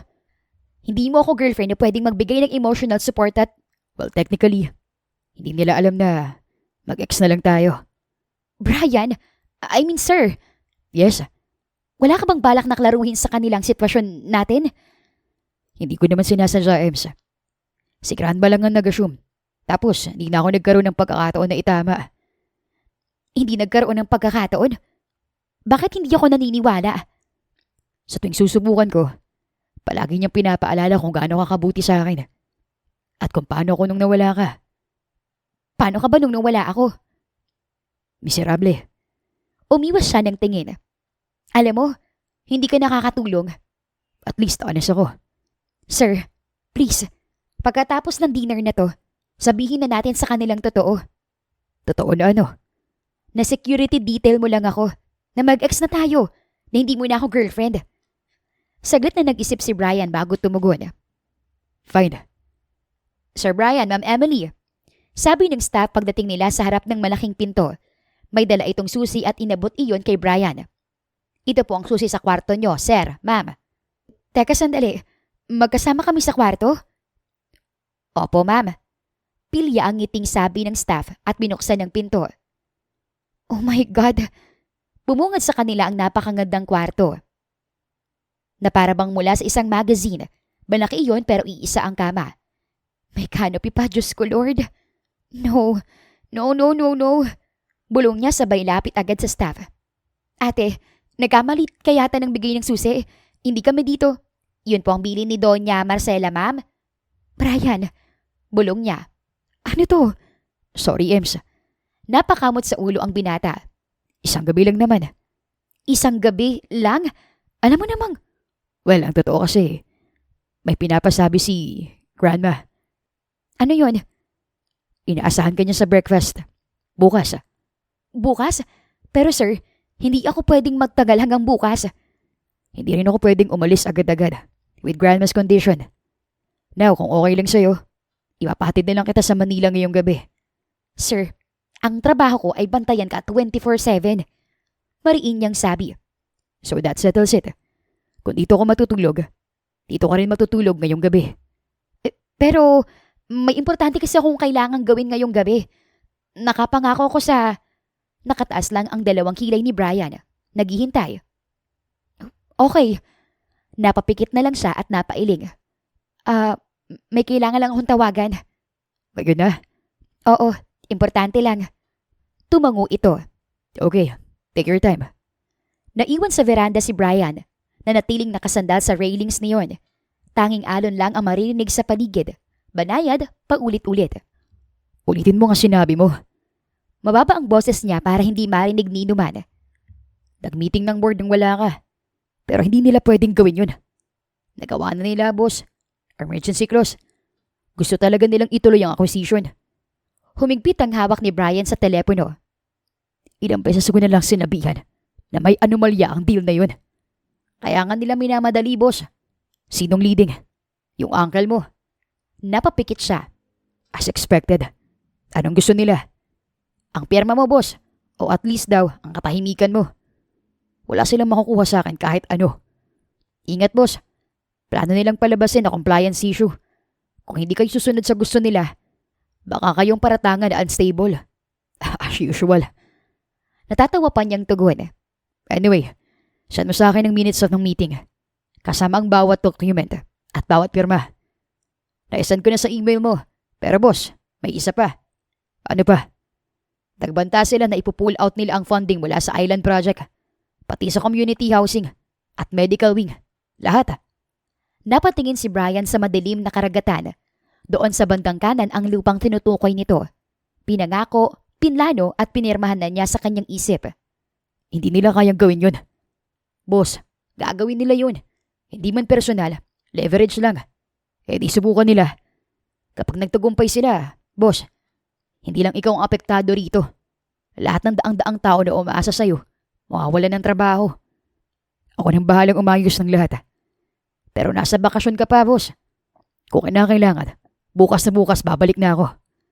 Napansin niya si Emily na palapit kaya nagpaalam na siya sa kausap. Sige, tawagan mo ako kapag may update. Nilingon niya ito at nginitian. Okay ka lang, sir? Tumango siya. Tungkol sa trabaho as usual. Nilapitan niya ito at inabutan ng isang baso ng red wine. Tinanggap nito iyon pero hindi ininom. Gusto mong maglakad-lakad? Yaya niya. Sure. Mula sa balkonahe ng kwarto, ay bumaba sila at naglakad sila sa buhangina ng magkatabi. Ramdam na ramdam nila ang lamig ng hangin, maging ang amoy ng dagat. Grabe palang buhay mo ngayon, no? Kahit may emergency, kahit nasa malayo, hindi pa rin matakasan ng trabaho. Napangiti siya. Dahil kapag hinayaan ko, maraming maaapektuhan. Tulad ng? Projects, tiwala. Mga taong sa kumpanya umaasa. Huminto siya sa paglalakad para harapin ito. Kaya pasensya na kung medyo off ako nitong mga nakaraang araw. Wala ka namang dapat ihingi ng tawad. Expected na ang ganyan sa tulad mong maraming negosyong inaasikaso. Well, sa tingin ko, hindi ako yung typical na negosyanteng alam mo. May mga kalaban akong hindi mo pa kilala. Sa trabaho? Lagi naman. Hindi sila yung tipong naninigaw o nagbabanta. Pero kung umatake sila, pailalim. Akala ko noon sa mga pelikula lang nangyayari ang ganyan. Pero mula nung naging security detail ako, may mga nakilala akong tulad mo na sobrang yaman. Pero sobrang dami ring kaaway. Ganto yata talaga. Sabi nga, with great power comes with great responsibility. Hindi pwedeng puro sarap lang. Mula sa tabing dagat ay tanaw na tanaw nila ang liwanag na nagmumula sa rest house. Gustuhin man ni Brian na i-enjoy ang napakagandang kapaligiran ay hindi niya maiwasang mangamba dahil sa sitwasyon. Hindi lang ng kanyang lola kundi pati sa nangyayari sa opisina. Ilang minuto lang ay muling tumunog ang kanyang cellphone at nang tingnan niya iyon ay hindi isang pamilyar na numero ang kanyang nakita. Hello? Hindi mo sinasagot ang tawag ko. Narinig niya sa kabilang linya. Pamilyar din ang boses niyon dahil hindi lang iyon ang unang pagkakataon na nakausap niya ito. Dahil alam kong tatawag ka rin naman ngayon. Ayoko masayang ang oras ko. Narinig niya ang tawa ng kausap. Nasa isla ka, Brian, iho. Ano ito? Grand family vacation? Huwag ka na magkunwaring tumatawag bilang kapamilya. Diretsuhin mo na. Napatingin si Emily sa kanya. Bumoto na ang board. Majority. Illegal ang nangyaring botohan. Alam mo yan. Technically absent ka. Alam mo kung bakit. Hindi pwedeng excuses pagdating sa negosyo, Brian. Frozen ang projects mo. Effective immediately. Lumakad si Brian hanggang sa hindi na siya marinig ni Emily. Kapag ginawa niyo yan, paano ang medical wing? Paano ang mga pasyenteng umaasa ron? Natawa ang kausap niya sa kabilang linya. Huwag ka masyadong magdrama. Negosyante tayo, hindi santo. Ano ba talagang gusto mong mangyari? Ilang sandaling katahimikan bago muling may sumagot. Step down. Kahit temporary lang. Hayaan mong iba muna ang mamuno sa kumpanya. Iba? Tulad nino? Tulad mo? Hindi pwede. Pag-isipan mong mabuti, Brian. Hindi ka kasing untouchable tulad ng iniisip mo. Hindi ko kailanman naiisip yan. Tatapusin na sana niya ang usapan nang muli itong magsalita. Mag-iingat ka, iho. Remember, accidents happen. Ayaw naman nating madamay ang iba nating kapamilya dahil lang dito. Pinagbabantaan mo ba ako? Ikaw ang nagsabi niyan, hindi ako. Sige, tatawag na lang uli ako. Tahimik silang lumakad pabalik sa loob ng bahay. Masyadong tahimik ang kapaligiran na tila hindi normal. Brian, halata sa boses ni Emily ang pag-aalala. Medyo narinig ko, sir. Winawarningan ka. Sino sila? Mga tao na ayaw maging talunan. May threat ba sa isla? Wala naman. Sa ngayon. Pero kapag nag-uumpisa silang magsalita ng ganyan, nagiging unpredictable na naman ang mga susunod nilang kilos. Kailangan nating mas maging maingat. Emily, hindi na lang ako ang target nila kapag nagkataon. Tumango ito. Sisimulan ko ng additional security protocols. Mas lalawakan natin ang perimeter ng isla. Magkasagawa rin tayo ng background check sa lahat ng staff. Salamat. Tatawag ako sa opisina. I want eyes everywhere. Nang makabalik sila sa bahay ay agad nang naging alerto ang mga bantay. Ramdam ni Emily na may kakaiba ng gabing iyon. Hindi si Brian, hindi ang security. Sanay na siyang makaramdam at mapag-aralan na niya ang naging sensitibo sa lahat ng bagay. Lalo na sa ganoong pagkakataon. At ng mga oras na iyon, alam ni Emily na may parating na panganib. Habang paraot pa rito si Emily sa balkonahe, ay biglang tumunog ang kanyang radyo. Possible unauthorized entry, ma'am. Papunta po sa South Cove. Iniligid agad ni Emily ang paningin. Copy. Ano yun? Narinig niyang tanong ni Brian habang papalapit ito sa kanya. Maliit na bangka. Walang ID. Pwedeng scouts. Walang ibang scout sa area kundi yung sa atin lang. Nasabihan ko ng island security. Hindi pa mo nagtatagal ay may narinig silang mahinang yabag sa kanilang likuran. Nilingon iyon ni Emily at nakita sa sulok ang isang anino. Magandang gabi. Maagap niyang hinawakan ng baril na nakasukbit sa kanyang bewang. Sino ka? At anong ginagawa mo rito? Walang tugon. Tanging tunog lang ng kutsilyo ang narinig niya. Masyadong mabilis, masyadong malapit. Nang sumugod ang lalaki ay mabilis niyang hinuli ang pulso nito. At pinilipit iyon hanggang sa matumba ito sa semento. Ems, atras! Pero sa halip na umatras ay humakbang siya sa harap ni Brian. Bumalik ka na sa loob, Brian! Kaya ko to! Pero may isa pang lalaking tumakbo sa kinatatayuan ni Brian. Bago pa ito makalapit ay agad itong sinunggaban ni Emily at isinalya sa gilid. Dahilan para hindi tamaan si Brian ang hawak nitong kutsilyo. Brian, okay ka lang ba? Hindi na iyon na ay tuloy ni Emily dahil sa malakas na tunog ng baril ang umalingaw-ngaw sa paligid. At ang sumunod ay naramdaman niya na may mainit na tumama sa kanyang braso. Mahapdi iyon sa simula at ilang sandali pa ay tila may likidong tumulo mula roon. Ems, okay lang ako. Mahina niyang tugon sabay sapo sa nadaplis ang braso. Mabilis siyang dinaluhan ni Brian nang tuluyang mapaupo sa sahig. Hindi ka okay. Tinamaan ka ng bala, Ems. Dapis lang to. Malayo sa bituka. Mabuti na lang at hindi profesional ang mga umatake sa kanila. Pero ganun pa man, hindi lang iisa ang kanilang kalaban at lahat ay may dalang armas. Mabilis na rumesponde ang mga security, kaya mabilis ring nahuli ang mga iyon. Interrogate them. Alisto niyang utos sa mga kasamahan. E-check niyo kung may iba pang bangka. Baka marami pa sila. Hindi ko alam na ganito sila kaduming kalaban. Sabi ni Brian nang makaalis na ang lahat.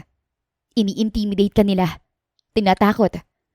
Tiningnan siya nito at nang mapansin ng dugo sa kanyang manggas, ay mabilis pero marahan niya itong itinaas. Kailangan mong madala sa ospital.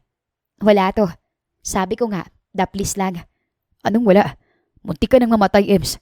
Muntik ka nang... Pero walang nangyari sa akin. Napailing si Brian. Ganyan ka ba talaga? Masyadong matigas ang ulo. Matapang. Handang iligtas ang kahit na sino. Kahit kapalit ang buhay mo. Hindi ka naman kahit sino lang. Hindi na ituloy ni Brian ang paghakbang at hindi nito napigilang mapangiti. Tinakot mo ako. Akala ko, mawawala ka na. Grabe ang takot ko, Ems. Brian, Alam kong hindi naging maganda ang nakaraan natin. Pero nung nakita kita kanina, kung paano mo ako protektahan, bigla akong naalala kung bakit kita minahal. At kung bakit mahal pa rin kita hanggang ngayon. ramdam ni Emily ang pagkirot ng tama ng bala. Mas lalong dumaloy ang dugo mula roon, lalo na nang subukan niyang tumayo. Parang wrong timing ang pagiging romantic mo, Mr. Fontellar. Natawa ito. Yeah, sorry. Kinaumagahan, bago mag-almusal, ay lumabas muna si Emily sa balkonahe ng kwarto at sinarado ng bahagya ang sliding door. Huminga siya ng malalim bago binuksan ng cellphone at tawagan ang anak. Ilang beses rin iyong nag-ring bago may sumagot. Mommy! Masayang sagot ng isang batang lalaki. Kulot ang buhok nito at may suot na birthday crown. Hi, baby. Akala ko po uuwi ka kagabi. Pasensya na anak ha, hindi nakawi ang mommy. Biglang nawala ang magandang ngiti ng bata. Pero sabi mo po, kahit sandali lang uuwi ka. Alam ko, promise ko yun. Pero kasi, may emergency eh. Alam mo naman ang work ni mommy, di ba baby? Opo. Pero nag-order na ako ng food para sa inyo ni na Lola dyan ha. Yung favorite mo, pepperoni pizza na may extra cheese. May fries din tsaka ice cream. Wow! Talaga po? Oo, maya-maya darating na yun ha. Yehey! Sigaw ng bata na muling nanumbalik ang ngiti. Nasaan po ikaw ngayon? Nasa island si mommy. Kailangan ko kasing samahan si client dito eh. Ang layo kasi anak. Alam mo bang sumakay pa kami ng jet para makapunta rito? Lalong lumaki ang ngiti ng bata. Wow! Jet, mommy? Parang sa movies? Oo. Napangiti na rin siya. Gusto ko rin pong sumakay doon. Sige baby, someday ha sasakay tayo. Talaga, mommy? At bago pa makasagot si Emily, ay narinig niyang bumukas ang pinto ng balkonahe. Nakita niya si Brian na kunot ang noo na nakatingin sa kanya at sa kausap niya sa cellphone. Ems, may anak ka? Hindi makapaniwalang tanong ni Brian. Nakatitig lang ito nang malapitan sa screen ng cellphone niya kung saan kitang-kita ang nakangiting batang si Benjamin. Ilang taon na siya? 8. 8 years old, Emily. Anong pangalan niya? Hello po, my name is Benjamin po. Benjamin Dimagiba po. Ikaw po bang boss ni mommy ko? Benjamin. Napatingin si Brian sa kanya. Ako ba ang... Brian, Ako ba ang tatay niya? mahina nitong tanong para hindi marinig ng bata. Yumuko lang siya at marahang umiling. I'm sorry. Bakit hindi mo sinabi, Emily? Muli, napatingin ito sa screen at muling nakita ang maliit na detalye. Ang ngiti ni Benjamin ay kaparehong-kapareho ng paraan ng pangiti ni Brian noong bata pa ito. At bigla, lumakas at bumilis ang tibok ng puso nito. Bakit hindi mo sinabi sa akin? Bakit itinago mo siya sa akin? Mahinang tanong nito na may kaunting galit at sakit. Hindi ko kaya. May mga dahilan ako, Brian. Pwede bang mamaya na lang natin pag-usapan? Sa kabilang panig ng video call, ay pilit sumisilip ang bata sa usapan nila ni Brian. Mommy, nag-aaway po ba kayo? Malungkot nitong tanong habang nakatitig kay Brian. Automatiko naman itong tiningnan ni Brian. Hindi naman, baby. Sino po siya, Mommy? Benjamin, anak. Ano siya? Siya ang kliyente ni Mommy. Nanatiling tahimik lamang si Brian. Nanatiling nakatitig lang sa bata. Gusto ko siya makilala, Emily. Gusto ko siya makita ng personal. Mabilis itong gumalaw. Inilabas ang cellphone para mag-check ng schedule at logistics.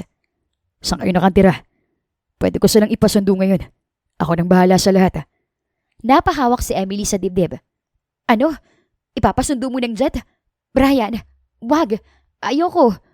Sa itsura ni Brian, parang gusto na siya nitong awayin at pagpaliwanagin. Pero isang sandaling lang ay nakita niya itong bahagyang ngumiti. Hayaan mo kung makita siya. Please, kailangan ko siyang... Mommy, pagbalik mo, dadalan mo ako ng chocolate cake. Putol nito sa sasabihin ni Brian. Ay, oo naman baby. Promise ko yan. At hindi lang chocolate cake. May ice cream pa. Gusto mo yun, di ba? Yes po. Thank you, Mommy. Huminga ng malalim si Emily nang tapusin na niya ang video call sa anak. Nang tingnan niya si Brian ay tila blanco ang mukha nito.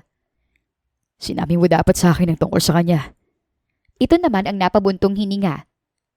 Alam kong wala akong karapatan na magalit. Pero sana maintindihan mo na... Naiintindihan ko, Brian. Sorry. Sinubukan ko lang talagang ipaalam sa'yo pero... Gustuhin ko man. Hindi ko alam kung paano kita makukontak. At nung umalis ka, nung iniwan mo ko, pakiramdam ko nun na wala ka nang pakialam sa akin. I'm sorry, Yems. Sobrang pinagsisisihan ko na yun. Lalo na ngayon. Ilang sandali silang natahimik. Sumandal si Brian sa dingding ng balkonahe at sinuklay ang buhok ng mga daliri. Mahilig siya sa chocolate. Oo, mana sa'yo. Nakangiting sagot ni Emily, kahit pa nga may kirot iyon sa dibdib. Hindi ba lagi kang may baong chocolate noon? Kahit nagtitipid ka, pwedeng hindi ka bibili ng favorite mong chocolate. Naalala mo pa pala. Napatingin sa kanya si Brian at bahagyang lumapit sa kinatatayuan niya. Totoo pala yung lukso ng dugo, no? Nung nakita ko siya kanina, parang may naramdaman akong kakaiba. Hindi ko maintindihan pero parang biglang kumabog ang dibdib ko. Ganyan din ako nung pinanganak ko siya. Grabe yung takot na nararamdaman ko nun pero nung inabot na siya sa akin ng nurse, nawala lahat ng takot ko't alindangan. Ngumiti si Brian. Nangingilid ang luha sa mga mata.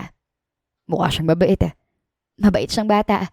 Pero syempre minsan, may katigasan din ang ulo. Mana rin sa akin. Nagkatinginan sila at nagkangitian. Hindi ako galit sa'yo, Ems. Siguro, tampo oo. Kasi parang pinagkait mo sa akin yung karapatan kong maging ama. Hindi ko sinasadya, Brian. Gusto ko lang protektahan si Benjamin. Kanino? Sa akin? Sa lahat. Umiling si Brian. Well, honestly, siguro kung ako nasa kalagayan mo, ganun din ang gagawin ko. And I thank you for what you have done to him. Napataas ng tingin si Emily. Hindi niya yun inaasahan mula sa kausap. Hindi ko alam kung anong dapat rule ko. Hindi ko alam kung anong karapatan ko pero gusto ko sana siyang makita at makilala, Ems. Alam kong late na pero sana bigyan mo ko ng chance para maging parte ng buhay ng anak natin. Of course. Sa veranda nakahanda ang almusal. Sa tapat ng napakagandang karagatan. May mga sariwang prutas, smoked salmon, pancakes, bacon, eggs, fresh orange juice, kape. Nakauniporme ang lahat ng staff. Ang ilan doon ay inaayos ang mga gintong kubyertos. Sa mahabang kahoy na lamesa. Nakaupo siya sa tabi ni Brian.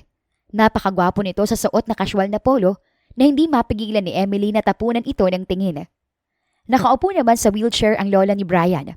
Katabi ang ama at ina nito at lahat ay tila may mayayamang karakter sa telenovela. Good morning everyone. Oh Emily, nakatulog ka ba ng mabuti? Good morning po tita. Opo, salamat po. Nako, maraming salamat Brian, Iho at Emily. At napagbigyan niyo ang hiling ko na dito kayo mag-almusal ngayon. Masayang simula ng matanda. O siya, kumain na tayo at hindi magandang pinaghihintay ang pagkain. Napuno ng kwentuhan at tawanan ng almusal. Pero ang mga mata ng mga magulang ni Brian ay laging bumabalik kay Emily. So Brian, hanggang kailan kayo dito ni Emily? Baka gusto niyong sumama sa amin ng dad mo. Plano naming itry yung bago niyang coffee shop sa Lagoon mamaya. Napatingin si Brian kay Emily. May importante kasing appointment si Ems ngayon. And now that Grandma's fine, pwede na siguro kaming bumalik sa Maynila. I see, pero sayang naman kasi. Minsan na lang din tayo magkasama-sama dito, hindi ba mama? Tama ang mom mo, Brian. Tatango-tangong sagot ng lola nito. Tingnan mo nga't kung hindi pa ako inatake. Hindi tayo magkakama-sama-samang mag-almusal ngayon. Pero Grandma, Birthday kasi ni Benjamin kahapon. Nakapangako si Ems na uuwi pero we had to stay until today. Benjamin? Sinong Benjamin? Takang tanong ng ama ni Brian. Anak ko po, sir. Tito. Nagkatinginan ang lahat. Halata sa mukha ng mga ito ang pagkagulat. Well, that's unexpected. Mahinang sabi ni Mrs. Monteliar. So, ilang taon na itong si Benjamin Emily? 8. He's 8, Mom. Hindi napigilang sagot ni Brian na malaki ang pagkakangiti. Kahit sa nakahaing pagkain ito nakatingin, ay halatang halata ang saya sa mukha nito. Kung makikita nyo lang siya, he looks exactly like me nung bata pa ako, tsaka Kung hindi pa ito siniko ni Emily, ay hindi nito mapapansin na natigilan na ang lahat at nakatingin sa kanilang dalawa. Brian, anak, anong ibig mo sabihin na kamukha mo ang anak ni Emily? Sinabi ko ba yun? Sabay-sabay na nagtanguan ang lahat at nang tingnan siya nito ay sumimangot siya at umiling-iling. Brian! O bakit? Anong ginawa ko? Pinanlakihan niya ito ng mga mata. Hindi ba napag-usapan natin kagabi na wala mo nang makakaalam tungkol kay Benj? Oh, Dad. Sorry. Na-excite lang ako, sorry. Hoy, ano yung bulungan yung yan ha? Brian, iho, explain. Grandma, ano po kasi? Kilala mo ako, Brian. I hate secrets. Lalo na kung kasama sa usapan ang pamilya. Pamilya? Ano bang pamilya itong napasukan niya? Yumuko na lang si Emily at hinayaang si Brian na lang ang magpaliwanag sa mga kaharap. Talk to us, son. Sino itong Benjamin na ito at bakit sinabi mong kamukha mo siya? Dad, well, nilingon muna siya nito bago nagpatuloy. Fine. Narito na rin lang tayo. Might as well tell you the truth. Si Benjamin, siya ang anak ni Emily. Siya ang anak namin. Napakapit na lang si Emily sa ulo at umiling. Yun na yata ang pinakanakakahiyang sandali ng kanyang buhay na gusto na niyang lamunin siya ng lupa. Nanlaki ang mata ng ina nito at ang ama. Kahit kita sa mukha ang pagkagulat, ay malaki rin ang pagkakangiti. Anak niyo? May anak kayong dalawa? Brian, seryoso ka ba? Santissima! Malakas na sabi ng lola ni Brian na halos tumayo na mula sa wheelchair. May apo na ako. Iho, bakit ngayon mo lang nito pinaalam sa amin? Seryosong tanong ni Mr. Fonteliar. Brian, come on! Ano nangyari? Seryosong tanong ng ama nito. Hindi kami galit. Gusto lang naming maintindihan. Tahimik lang si Emily kaya si Brian na ang unang nagsalita. Hindi namin sinasadyang itago, Dad. Mom, Grandma. Ang totoo kasi, Dad. Kagabi ko lang din nalaman. Pero walang kasalanan si Emily. Hindi niya planong ilihim ang tungkol sa bata. Hindi ko nga alam na... Teka, putol ng lola nito. Hindi mo alam o hindi mo tinanong. Walang naitugon doon si Brian. At ikaw naman, Emily, bakit mo itinago ang tungkol dito? Ito na. Hindi po sa ayaw kong sabihin. Diretso niyang sabi. Gusto ko lang po kasing protektahan ang anak ko. Protektahan mula sa amin? Tanong ni Mrs. Fonteliar nang nakangiti. Mula po sa pressure. Sa buhay na hindi niya pinili. Ganyan din ako nang buntis ako sa ama ni Brian. Takot ako sa mundo, pero mali ako sa isang bagay. Hindi ko alam na mas maganda pala ang mundo kapag mas marami ang nagmamahal sa anak ko. Muli, yumuko si Emily para itago ang mga luha. Agad namang hinawakan ng ina ni Brian ang kanyang kamay. Emily, iha. Hindi ka namin sisingilin sa mga taon na hindi namin nakilala ang apo namin. Ang mahalaga, nandito kayo ngayon. Dugtong ni Mr. Fonteliar. May kaunting tampo kami, syempre. Pero sino bang mga lolo at lola ang hindi magtatampo kung ilang taong ipinagkait sa amin ang apo namin? Pero, natatawang sabat ni Lola. Mas excited kami kaysa nagtatampo, iha. Maraming salamat po sa inyong lahat. Akala ko po, sisiguan niyo kami. Pasimpleng pinahiran ni Emily ang luwa sa pisngi. Agad naman siyang inabutan ni Brian ng panyo na nagpangiti sa mga magulang nito. Naku, sayang ang boses ko. Nakangiting tugon ng ina ni Brian. Mas gusto ko magplano. Magplano po? Oo, iha. Sa birthday ng apo ko. Teka, Mom. Slow down. Hindi ba dapat ako munang unang makipagkilala sa kanya bago kayo? No! Birthday niya kahapon, hindi ba? Abay, hindi pwedeng hindi kami kasama sa celebration. Right, honey? Tama ang mom mo, Brian. Tiningnan siya nito. Okay lang ba, Ems?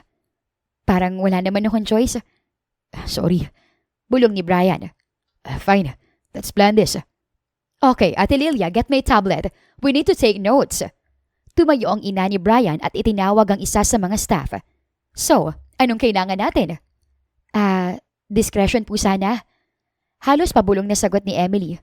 Sana po, walang press, walang drone. Of course, kailangan nating i-maintain ang privacy ng pamilya. Tumango naman si Brian at pagkatapos ay kinuha ang cellphone. Tatawagan ko ng pilot para maihanda na ang jet para sa flight natin mamaya. Teka, Brian. Oh, ang cake, wag kakalimutan. Masayang sabi ni Doña Marcela. At wag basta cake ha. Gusto ko yung cake na kapag hinipan ng bata ang kandila, may lalabas na. How about money cake, Mama? Tanong naman ang ina ni Brian. Oh, great idea, anak. Sige, tawagan mo na ang pastry chef natin para masimulan na niya. At since 8 years old na ang apo ko, bigyan natin siya ng 8 cakes. Grandma, hindi ba para masyado naman yung... Walang masyado para sa apo ko sa tuhod. Napakamot ng ulo si Brian. Guys, please. 8 pa lang yung bata. Let's keep things simple. Tahimik ang lahat at pagkatapos ay sabay-sabay napatingin kay Brian. Anak, simple na nga iyon. Aba, kung gagawin nating enggrande ang party ng apo ko, hindi lang 8 ang cake na ipapahanda natin. Oh, anyway, toy lists naman tayo. Sabi ng tatay ni Brian. Ano ba ang hilig ni Benjamin? Mahilig po siya sa dinosaurs and reading pero... Oh, great! Putol ni Mrs. Fontelliar. Tatawagan ko ang ninong mo, Brian. Remember Agathon? The paleontologist. Mom, I'm sure matutuwa ang apo ko kapag dinala ni Agathon ang ilan sa mga collections niyang fossils and stuff. Kung library van kaya, yung may reading nook. Teka, library van po? Yes, Emily. Since mahilig magbasa ang apo namin, I'm sure matutuwa siya kapag nagkaroon siya ng sarili niyang mobile library. Dad. Okay, venue naman tayo. Sabi ni Mrs. Fontelliar. Okay lang ba na sa bahay ng parents mo ang party, Emily? Opo, pero maliit lang pong bakura namin. Hindi problema yon. Tayo-tayo lang naman, right? Tayo ang mag-a-adjust. Walang malakas na music. Walang fireworks. Although, yes, Dad, that's final. Walang fireworks. How about the theme? Mom, hindi na natin kailangan ng... Dinosaur! Tugon ng lola. Natuwa na lang si Brian. Pasensya ka na, Ems, ha? Welcome to my family. Naudot ang pagsusungit niya kay Brian nang makatanggap siya ng notification mula sa kanyang ina. Nag-text po ang nanay ko. Excited na raw po si Benjamin sa chocolate cake. Yun lang daw po ang gusto niya tsaka ang mommy niya. Well, darating ang mommy niya. Kasamang daddy niya. Sabi ni Brian sabay kindat na ikinatuwa ng lahat. Abay, syempre, kasama rin ang grand lola niya. Kasama rin ang mamita niya, of course. Masayang dugtong ni Mr. Fontelliar. Okay. Tapusin na natin ang breakfast meeting na ito para makapagsimula na tayo ng plans natin. Halos sabay-sabay tumayo ang mga nasa mesa at nang sila na lamang dalawa sa hapag ay hinawakan ni Brian ang kamay ni Emily. Salamat, ha. Again, parang wala akong choice, Brian. And sorry about that. Basta, ipangako mo lang na sisimplihan lang natin ng lahat, ha? Oh no. Kung ako lang, Ems, kaya kong ipangako sa'yo yan. Pero with my parents, lalo na si grandma. Umiling ito at tumawa. Lagot. Huminto ang convoy sa harap ng simpleng bahay ng mga dimagiba. Kalawangin ang tarangkahan nito, may mga halaman sa paso, sa gilid, at may mga tsinelas sa labas. Walang fountain, walang security tower, at lalong walang automatic gate. Ito na. Sabi ni Brian pagkababa sa kotse. Napangiti ito dahil sa mga alaala ng lugar. Dahan-dahang bumaba si Doña Marcela na inalalayan ni Mr. Fontelliar. Hawak nito ang tungkod pero diretso ang tindig. Tumingin ito sa 2 palapag na bahay at ngumiti. Ang bango. Sabi nito. Parang masarap ang niluluto sa loob ah. Tumango-tango ang ina ni Brian. Tama ka, Mama. Ngayon lang uli ako nakaamoy ng lutong bahay. This is so exciting! Lumapit si Emily sa gate at nanginginig na kumatok. Nay, narito na po ako. Nay! Anak! Wala pang 1 minuto ay bumukas na ang gate. Agad siya nitong niyakap ng mahigpit. Akala ko'y bukas pa ang dating mo. Nay, teka. Sino yung kasama mo? Si Brian ba yan? Putol ng kanyang nanay nang makita si Brian na nakatayo sa likod niya. Opo, tita. Hello po. Mabuti po, naalala niyo pa ako. Ay, paano hindi kita maaalala? Halos araw-araw kang bukang bibig nitong si Emily. Nay, pero sino sila? Sa likod ni Brian ay magkakatabing nakangiti ang lola nito at mga magulang. Eleganteng-elegante ang mga suot kahit pa nga pilit nagpapakakasyual. Parents ko po and si grandma. Ah, ganun ba? Pero bakit? Lola, si Mami na po ba yan? Malakas na tawag ng isang bata mula sa loob. Nakita na lamang nila itong tumakbo palabas nang walang tsinelas. Mommy! Lumuhod si Emily at sinalubong ng yakap ang anak. Happy birthday, anak. Sorry ha, hindi ako nakauwi kahapon. Okay lang po. Alam ko naman po na busy kayo sa work. Mommy, sino po siya? Makulit nitong tanong habang titig na titig kay Brian. Bakit po parehong kami ng muka? Biglang kumabog ang dibdib ni Brian. Dahan-dahan itong lumapit sa bata. Hello. Ako si Brian. Hello po, ako po si Benjamin. Ikaw po ba yung client ni Mommy? Yung may island tsaka may airplane? Natawa ang lahat, lalo na ang lola ni Brian na hindi maitatago ang pangingilid ng luha. Ako nga. Happy birthday, Benjamin. Pwede ba kitang yakapin? Tumangulang ito at ngumiti. At sa gilid, nagsimula ng umiyak ang nanay ni Emily. O siya, pumasok na kayo sa loob at baka mainitan kayo ng sobra dito sa labas. Nang nasa loob na ang lahat at nang nagkakilanlan na ang isa't isa, ay naging abala na ang ama ni Brian na turuan ang mga tauhan na ayusin ang bakuran para sa maliit na salo-salo. Tahimik ang sala pero may mga dekorasyong lobo at simpleng birthday banner na medyo tabingi ang pagkakadikit. Amoy fried chicken at spaghetti. Normal, simple, totoo. Anak, simula ni Emily. Di ba sabi ko sa'yo noon, may ipapakilala ko sa'yo na isang importanteng tao? Opo, siya po ba yung importanteng tao, Mommy? Napatingin ito kay Brian at napakunot ang noo. Oo, anak. Siya ang... Daddy ko? Lumapit si Brian. Lumuhod din at maraang hinawakan ang kamay ng bata. Hi, Benjamin. Sorry kung ngayon lang. Tahimik lang ang bata pero ilang sandali lang ay ngumiti na ito. Totoo po? Kayo ang daddy ko? Yung totoo pong daddy? Yes, Benjamin. Pwede mo po akong iatid sa school? Tsaka pwede tayo maglaro ng video games? Di kasi marunong si Mommy. Sure. Maglalaro tayo ng video games. Yay! Benjamin, may itatanong sana ako sa'yo. Ano po yun? May kinuha itong isang maliit na kahon sa bulsa at binuksan iyon. Sa loob ay isang maliit na relo, custom-made at may nakaukit sa likod na, "For my first adventure body." Napasinghap si Emily at nagkatinginan naman ang mga magulang niya at ang lola at mga magulang ni Brian. Benjamin, nanginginig ang boses na simula nito. Marami akong kayang ibigay sa'yo, anak. Trip sa ibang lugar, eroplano, mga isla. Pwede ka mag-aral sa kahit anong eskwelahang gusto mo. Science camps, space camps. May dinosaur po ba? Well, hahanap tayo. Pero higit sa lahat, gusto kitang samahan sa lahat. Sa paggawa ng projects mo sa school, sa homework mo, sa educational tours, at lalo na sa mga darating mo pang birthdays. So, tatanggapin mo ba ako bilang daddy mo? Hindi nakapagsalita si Emily. Nanatiling tahimik si Benjamin na para bang pinag-iisipang mabuti ang narinig. Hindi na po kayo mawawala. Hindi na. Kahit po busy kayo. Promise. Nakangiti nitong sagot. Dito na po kayo titira. Tumingin muna si Brian sa kanya. Depende sa mami mo, Benjamin.